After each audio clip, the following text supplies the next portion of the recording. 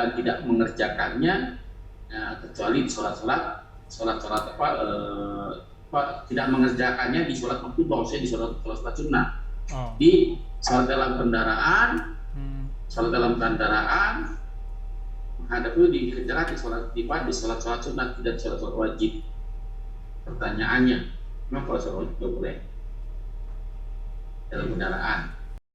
La ilaha illallah Muhammadun Rasulullah alaihi salatullah wa alihi.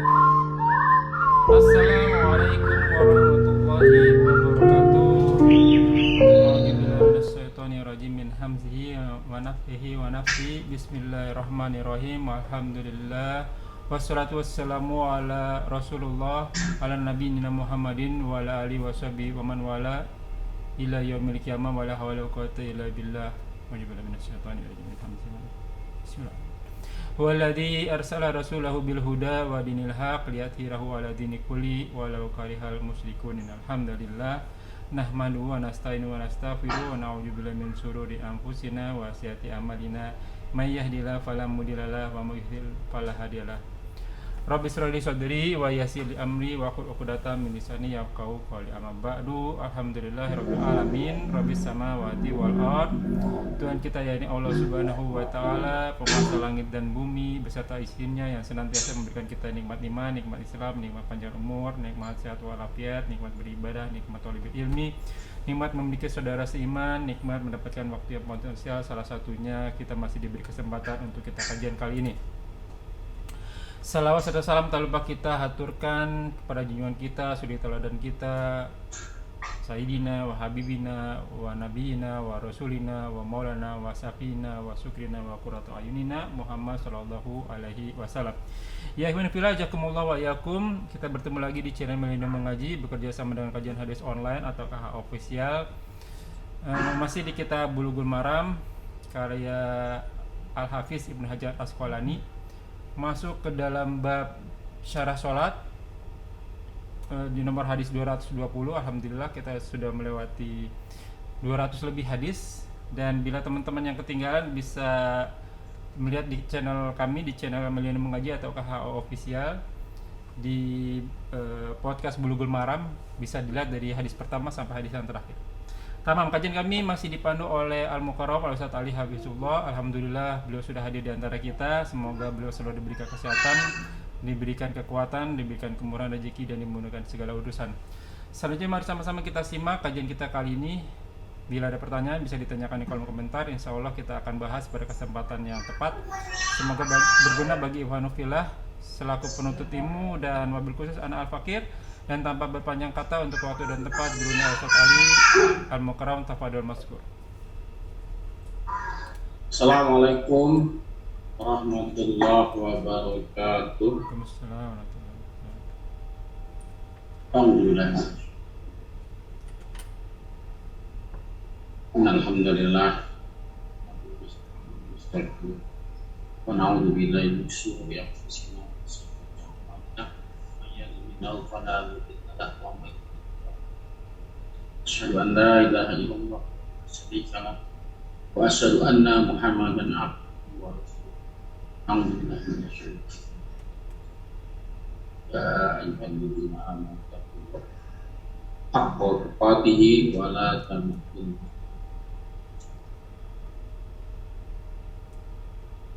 Bismillahirrahmanirrahim. Ya ayyuhan nas وخلق منها زوجها وبث منهما رجالا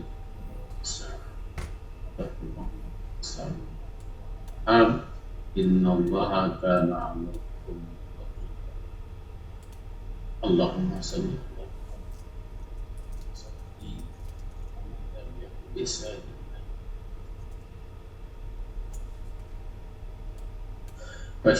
فإن أصدق الحديث كتاب الله وخير Salam wassalamualaikum warahmatullahi wabarakatuh. Silakan dibuka kitab Bulughul Maram. Sudah masuk kitab sholat ya.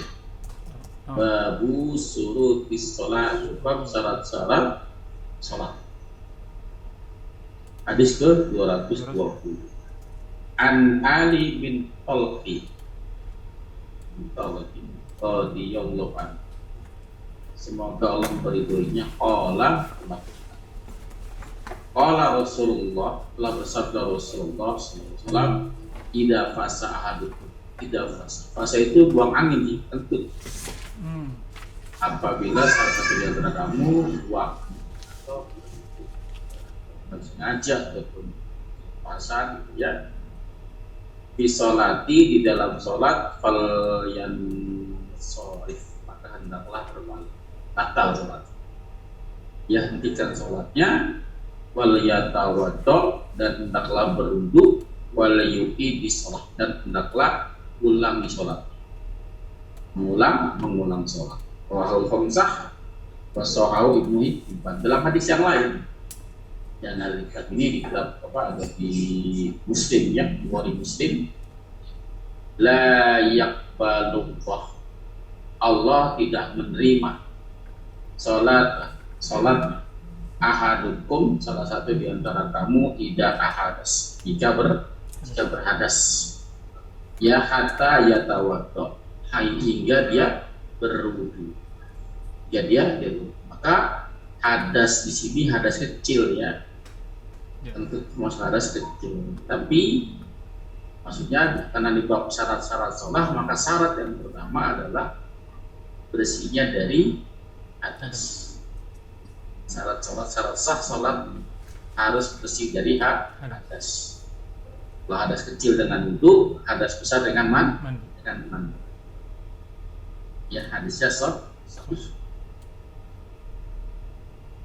Wa an Aisyah, dan dari Aisyah radhiyallahu anha, semoga Allah meridhoinya, annan nabiyya sallallahu alaihi wasallam, bahwasanya Nabi sallallahu alaihi wasallam qala, telah bersabda, la yuqbalullah, Allah tidak menerima, la yaqbalullah salatah haid, salatnya orang yang haid, illa bihimarin, kecuali memakai himar, tudung aurat, ya. Rawal khamsah illa Nasai wa sahawi, hadis sahih banyak sekali yang diriwayatkan. Jadi orang yang sudah haid, maksudnya orang sudah balik. Orang yang sudah balik berarti dia terkena hukum, ya, mukallaf, ya, terkena hukum. Maka orang yang sudah balik jadi terkena juga syarat-syaratnya. Bagi wanita syaratnya adalah menutup aurat, bagi laki-laki juga menutup aurat. Cuman bedanya, ya, aurat wanita hampir seluruh tubuhnya aurat, kecuali wajah dan telapak tangan atau pergelangan tangan, boleh. Bahkan dalam mazhab Syafi'i, aurat wanita itu bukan termasuk wajib untuk ditutup, ya, cadar, ya. Bagi mazhab Syafi'i itu hukumnya ada dua. Yang utama adalah wajib, yang nomor dua hukumnya sunnah. Tapi kebanyakan mereka memakai hukum yang kedua, anehnya gitu kan, memakai hukum yang kedua, padahal yang hukum yang utama adalah wajib, kan? Kalau saya enggak wajib, ya. Afwan Ustaz, coba dibahas Ustaz yang tadi hukum apa Imam Mazhab Syafi'i yang wajib sama yang sunnah, maksudnya gimana nih Ustaz? Iya, perbedaan pendapat di kalangan Mazhab Syafi'i. Ya, yang paling utama itu hukumnya wajib, ya, cadar. Hukum yang kedua sunnah. Tidak ada hukum yang lain, cuma dua itu. Cuma kenapa kebanyakan ngambil hukum yang kedua? Seharusnya kan ngambil yang pertama dong. Oh iya, ya, kita pernah bahas tentang itu ya, tadi hukum-hukum itu ya, hal haram kalau ketemu gitu ya. Oke. Dia ngambil yang hukum yang banyakan yang kedua. Oh begitu. Ya. Di dalam mazhab, makanya saya bilang tadi, kalau bermazhab, katakan banyak yang bilang kalau tidak bermazhab, dasar sholatnya, dasar ibadahnya gitu kan. Iya. Siapa gitu kan. Baik, saya tanya lagi, bagi yang bermazhab nih, contoh yang bermazhab Syafi'i, Iya. Tanya balik. Oke, yang mazhab Syafi'i dah. Kenapa kenapa kok bermazhab Syafi'i, dia bermazhab Maliki? Ya. Padahal Imam Syafi'i adalah muridnya. Ya. Ini itu berarti secara tidak langsung Imam Syafi'i mazhab Syafi'i menganggap mazhab Maliki ada yang salah. Secara tidak langsung menganggap ada yang salah. Ya. Kenapa? Tanggal diikutin. Kalau mereka menganggap itu macam mana benar.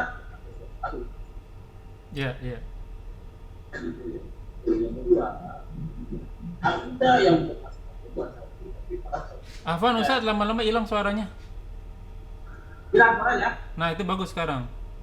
Tadi hilang. Oh, hujan. Oke. Dengeran ya? Dengeran nih sekarang, kedengeran. Jadi yang buatkan mazhab Syafi'i itu bukan Imam Syafi'i, tapi untuk kulitnya bukan kok kita bikin yang itu kulitnya bikin apa? Nggak kedengeran Ustaz. Nggak kedengeran? Nah ini kalau begini, kalau begini bagus nih. Iya. Ya. Jadi kan banyak yang bilang yang pendiri mazhab Syafi'i bukan Imam Syafi'i, tapi para pendiri berikutnya. Ya. Ya. Imam Syafi'i nggak berarti lancang dong. Iya. Nah Imam Syafi'i itu kan dia bikin, siapa yang dulu. Kan Imam Syafi'i nggak bikin, kenapa dia bikin? Wah. Ketiga, ada lagi yang mazhab. Ini bukan hanya wajib ya, wajib yang aja yang balik. Kenapa balik? Kenapa nggak Syafi'i? Kan? Ya. Nah, mayoritas mah bisa mas Syafi'i. Tanya lain ketiga.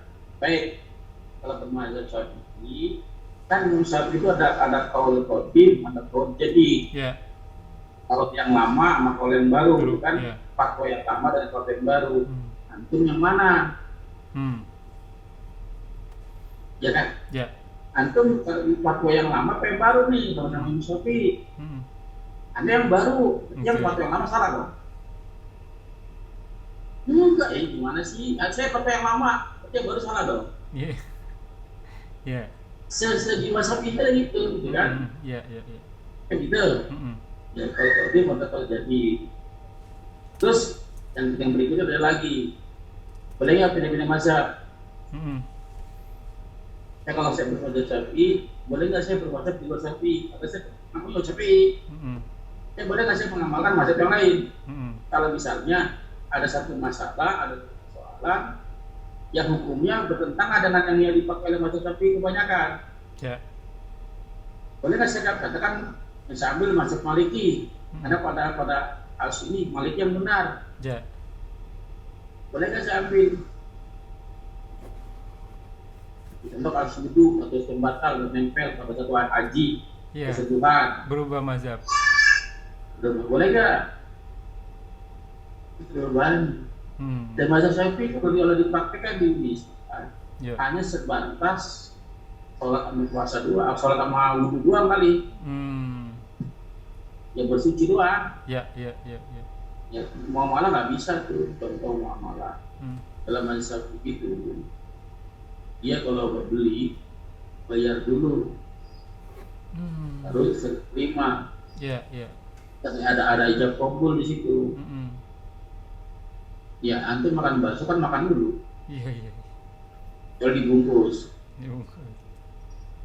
Gitu kan? Bayar dulu baru makan. Ini makan dulu baru bayar, itu kebaliknya. Iya. Menyelisihi mazhab berarti. Menyelisihi. Terus yang ini nih, yang cadar. Ya. Terlalu banyak ya. Terlalu banyak.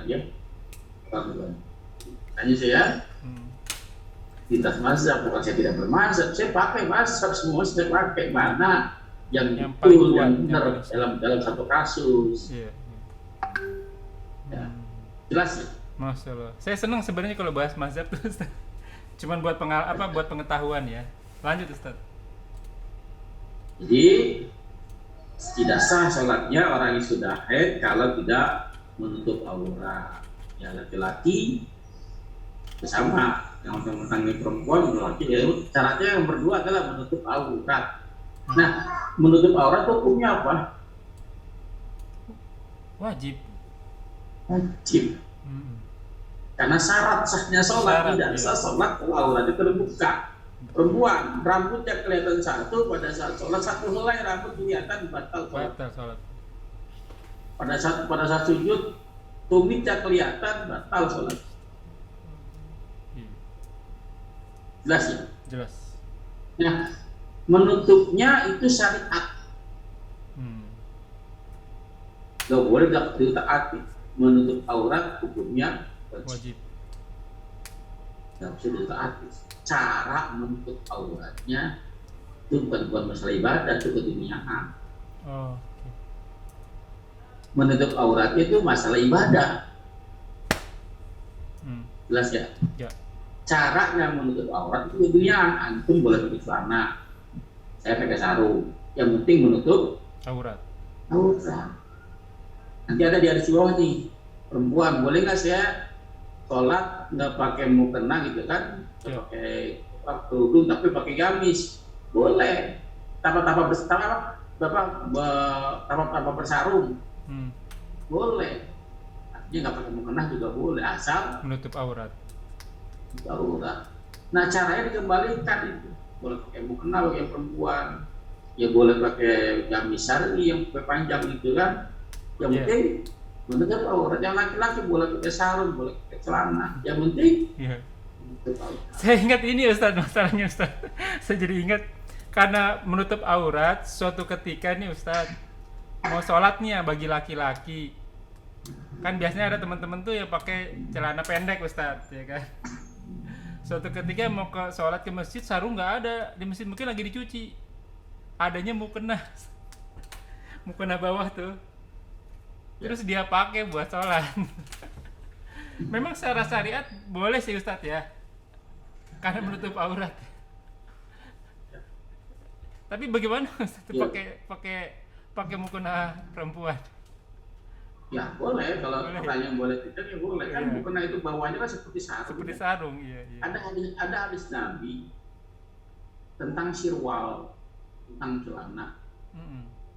Wahai Rasulullah, orang-orang Yahudi pakai celana, pakai sirwal. Yahudi pakai celana, Pak. Ya. Apa kata Rasul selisih mereka? Kamu jangan pakai celana doang. Ya, kota ganti cara celana karena bercelanalah dan bersabun.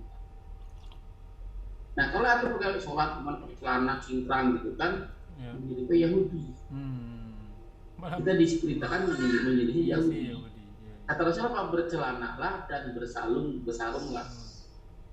Ya, bersarung dan celana. Kalau celana doang Yahudi. Itu dalam hal ibadah diperintahkan menyelisih antasabah bi qaumin fa amin. Jelas. Jadi teman-teman di Salafi kebanyakan pakai celana nih. Iya, celana cungkring sehari-hari pakai untuk sholat, untuk mana pakai celana. Kata Nabi, bercelanalah, bersarunglah. Hadis ini Rasulullah, saya kira hadis saya. Oke. Malah jadi mengikuti Yahudi ya. Tadinya mau isbal gitu ya kan? Tidak isbal gitu, malah mengikuti suatu kaum. Nah. Jelas ya. Makanya perlu ngaji gitu kan. Betul. Kita jangan seperti katak dalam tempurung. Ngaji cuma satu masa. Akhirnya yang keluar masa kita dianggap salah. Padahal apa? Kita nggak tahu. Itu aja. Ya. Kemarin juga yang pernah saya cerita sama Ustadz yang masalah azan. Yang masalah azan. Di bab azan ya, yang iqomat itu. Dia ngirim ke saya ya itu mazhab, bukan bunyi hadisnya. Ada ulama menggunakan mazhab ini, terus dia terangin. Saya minta hadisnya nggak ada, ini cuma ngasihnya itu doang, video itu doang. Ya udah, saya nggak usah debat lagi, penting saya tahu aja. Bukan menurut ilmu berarti. Iya. Udah, jangan debatin ya. Betul. Nggak perlu debat. Iya. Kita lanjut ya. Ini baru 2 hadis nih kita nih. Iya. Wa an Jabir radhiyallahu anhu anna Nabi sallallahu alaihi wasallam qala bahwasanya Nabi telah bersabda, lahu kepadanya, ida kana saud. Nah, saud itu apa? Kain ya. Kain. Apabila kain wasian, kain yang luas, tegak, lebar. Ya. Fal tahib, maka hendaklah berselimut. Ya, berselimut. Bihi dengannya, yakni fi shalah, dalam sholat. Kita lagi bahas dalam sholat ya.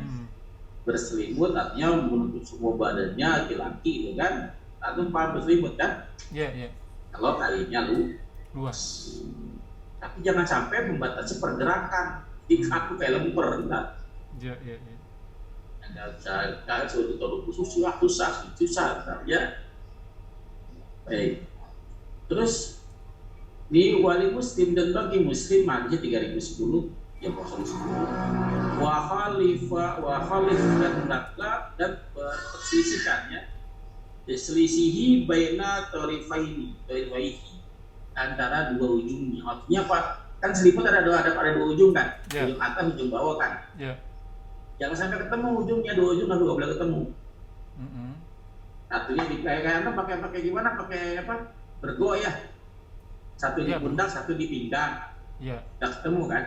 Pokoknya dua ujungnya jangan sampai ketemu, selisih. Iya begitu. Iya. Ya, selisih dua ujung nggak boleh ketemu.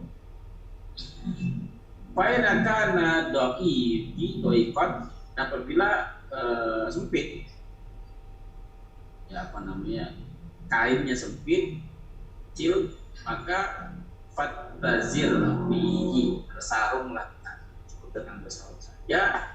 Ya, tutupi besarnya gitu kan. Tapi ini pakai baju lah, pakai kaos ya. Iya. Pakai kaos. Ya, pakai baju kayak ini ya, kan. Ya, mutafakun itu dengan kalimatnya. Fatazir bihi, bukan bersiul, bercelana, itu bersarung. Ya, bersarung, bercelana. Ini bercelana itu kebiasaan orang-orang. Hadis berikutnya, walahuma, dan bagi keduanya min hadis Abi Hurairah, jadi hadisnya Abi Hurairah waktu semua orang-orangnya la yusalli, jangan sholat. Nah, ya, jangan kamu sholat. Ahadukum, salah satu di antara kamu, fi saubil wahidin, pada satu sarung, satu kain, laisa ala iya minhu yang tidak sampai ke bahunya salah satu ini. Ya, jangan sholat. Jadi kalau sempit udah bersarung aja, pakai baju lah gitu kan, sarung baju. Maksudnya nggak bertelanjang dada gitu ya, Ustaz? Iya, nggak bertelanjang dada. Bertelanjang dada sah nggak? Sah, kalau menutup aurat doang. Ya, cuman dia nggak beradab. Tapi ya. Tidak beradab, ya. Tidak beradab. Baik. Wa anu Salamah nih, saya baru bahas barusannya. Ya radhiyallahu anha, bahwasanya dia sa'alatin Nabi, bertanya kepada Nabi sallallahu alaihi wasallam, "Atu sholli, bolehkah, apakah boleh saya sholat?" Ya, apakah boleh sholat al-mar'atu, seorang perempuan, fi dir'in wa khimarin bi ghairi izar. Ya, pakai gamis, terus pakai khimar, tapi nggak bersarung. Seorang perempuan. Apa kata Rasul? Qala idza kana dara'u sadon, ya ya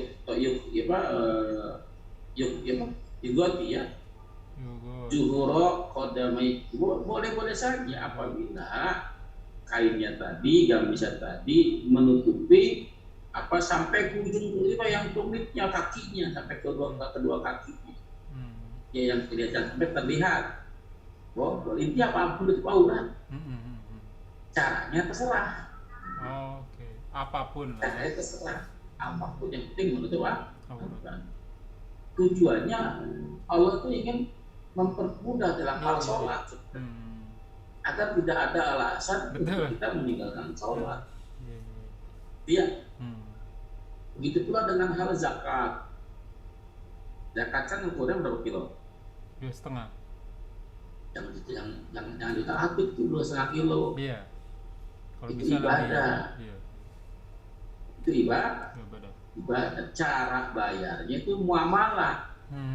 boleh pakai beras, boleh pakai gandum, itu keduniaan. Iya, iya, iya. Yang penting 2,5 kilo atau Kilo. 3,5 liter jangan ditekan. Ya, maka cara bayarnya itu bebas. Ya, baik. Kita lanjut. Lanjut. Masih ada berapa menit? Masih belum ada peringatan. Peringatan. Wa an Amir bin Rabi'ah. Rabi'ah radhiyallahu anhu qala kunna ma'an Nabi, dulu bersama Nabi sallallahu alaihi wasallam fi lailatin, pada satu malam muslimah. Zalim itu gelap. Kata zalim muslim, tempat yang gelap. Kondisi yang gelap. Fa askalat, timbul pertanyaan. Lalu timbul pertanyaan, keraguan maksudnya. Ya alaina, atas kami al kiblat, tentang kiblat maksudnya. Bingung di kiblat mana nih, malam gelap. Ya, fasolaina, lalu kami sholat. Falam matola isyamsu, maka tatkala ketika matahari terbit, ida nahnu solaina ila ghairil kiblat, kami sholat menghadap berlawanan dengan kiblat, tidak menghadap kiblat. Kenapa? Enggak tahu arah kiblat, kondisi gelap. Ini menandakan syarat sah sholat berikutnya adalah menghadap Kiblat. Ya, bagi seorang yang sholat tidak menghadap kiblat tidak sah sholatnya. Bagi yang mukim, yang dia tahu wilayahnya, tahu daerahnya, masa nggak tahu kiblat, dia paling tinggal di situ. Ini keterangannya, ya dia lagi safar. Dia lagi safar, kondisi gelap di Mekah, jangan sampai jangan samakan dengan Jakarta. Zaman dulu lagi Ustadz, belum ada Zaman dulu lagi gelap, benar-benar gelap kondisinya. Tidak kelihatan arah kiblat. Nah, tiba salah satu sahabat pernah berinisial, kayaknya sholat tuh kiblatnya tuh. Ya, sholat karena namanya ijtihad. Karena kondisi nggak tahu kan, tujuannya bukan untuk main-main tentang hukum Allah. Karena nggak tahu, di satu sisi sholatnya wajib, harus segera dilaksanakan. Ya, dia beristihad kan, itu namanya ijtihad. Bersungguh-sungguh dalam ilmunya, ya karena takut dengan apa? Dengan Allah. Ya sholat, ternyata salah pas pagi-pagi. Allah maafkan. Kemana saja kamu mengarah, disitulah wajah Allah. Disitulah wajah. Tapi bagi orang yang sudah tahu kiblatnya, tiap hari di situ salah kiblat, tidak sah sholatnya. Karena syarat-syarat sholat. Yang namanya syarat itu nggak boleh kurang, Pak. Kurang satu tidak sah itu. Ya, antum sudah menghadap sudah tutup aurat, sudah berwudu, ya hadas sudah di tempat pakaian bersih semua. Tidak menghadap kiblat, tidak sah sholat. Menghadap kiblat, sudah berwudu, nggak menutup aurat, tidak sah sholatnya.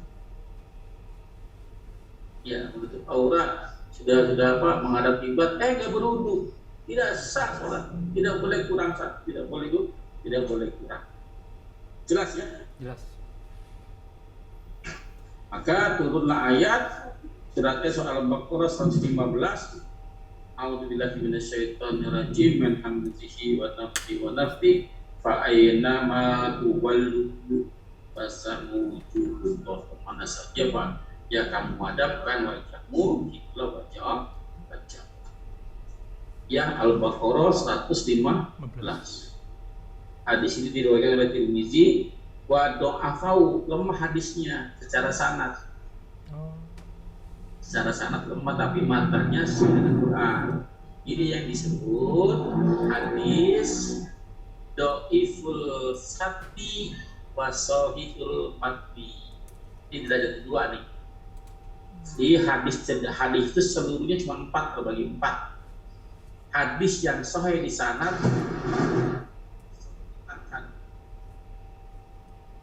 derajat pertama. Derajat kedua, sahih di matan, lemah di sanad. Derajat ketiga, sahih di sanad, lemah di matan. Ya, ada tempat tempat di sana, tempat di mantan yang bisa dipakai tidak ada satu dan dua. Oh.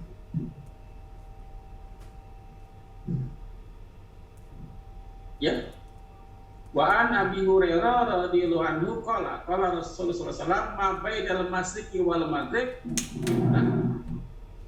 antara maghrib dan masyriq dan maghrib. Masyriq itu syaraq itu masyriq itu tempat terbit, syuruk itu kan terbit tempat terbit, apa tempat terbit matahari? Timur. Orang-orang kita langsungnya terjemahan masyriq itu timur gitu. Maghrib itu barat, maghrib itu tempat tenggelam. Guru itu gorib, hilang. Ya, guru itu tenggelam. Maghrib tempat tenggelam, tempat terbenam. Itu barat, tempat terbenamnya matahari. Ya. Jelas ya? Rawal Bukhari. Terus masih tetap kiblat ya, hadis berikutnya wa an Amir bin Rabi'ah radhiyallahu anhu qala Ra'aitu Rasulullah, aku pernah melihat Rasulullah, aku telah melihat Rasulullah salat ala rahilati aisu tawajjah, dia menghadapkan kendaraannya ke arah bihi mutafaqun terhadap arah kiblat ya. Zadal Bukhari ditambah oleh Bukhari ya yumiu birosi, mengisyaratkan dengan kepala untanya ya. Walam yakun yasna'u fi al-maktubah, dan tidak mengerjakannya kecuali sholat tidak mengerjakannya di sholat maktubah, maksudnya di sholat sunnah. Di sholat dalam kendaraan, menghadap itu dikerjakan di sholat sunnah, tidak sholat wajib. Pertanyaannya, memang kalau sholat wajib boleh dalam kendaraan? Boleh seharusnya. Boleh. Apa-apa yang dia dikerjakan dalam sholat wajib juga dikerjakan dalam sholat sunnah. Sholat wajib dan sholat sunnah sama pekerjaannya, praktiknya sama. Sholat subuh dengan sholat qobliyah itu sama. Sama-sama 2 rakaat. Ya kan? Tata caranya sama, nggak ada yang beda. Tidak ada yang beda. Yang beda apa? Niatnya. Sama waktunya. Kalau qobliyah subuh sebelum qomat, setelah aja. Ya, kalau sholat subuh ya setelah qomat. Beda kan tempatnya kan, tapi pekerjaannya sama. Betul. Maka apa yang boleh dikerjakan sholat wajib boleh juga dikerjakan di sholat sunnah. Nah, kalau sholat sunnah boleh di kendaraan, maka sholat wajib pun boleh di kendaraan. Jelas ya? Itu saja yang bisa disampaikan. Kurang lebih maaf kalau saya lakukan di waktu dan waktu ini panjang ya. Ustadz, satu pertanyaan tadi di hadis yang awal kita 220 tentang masalah kentut nih Ustadz nih. Iya. Buat teman-teman sih, kadang saya juga ya, tapi ini bukan kentut, tapi keluar angin dari lubang belakang Ustadz. Iya begitu. Tapi nggak ada baunya, itu termasuk kentut apa bukan ya Ustadz ya?